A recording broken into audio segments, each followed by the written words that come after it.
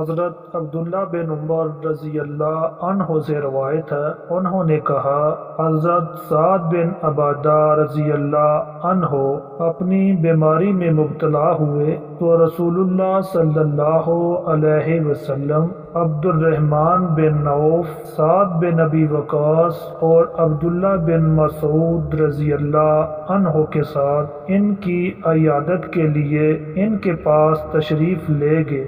جب آپ ان کے ہاں داخل ہوئے تو انہیں غشی کی حالت میں پایا۔ آپ نے پوچھا کیا انہوں نے اپنی مدت پوری کر لی، وفات پا گئے ہیں؟ لوگوں نے کہا اللہ کے رسول صلی اللہ علیہ وآلہ وسلم نہیں۔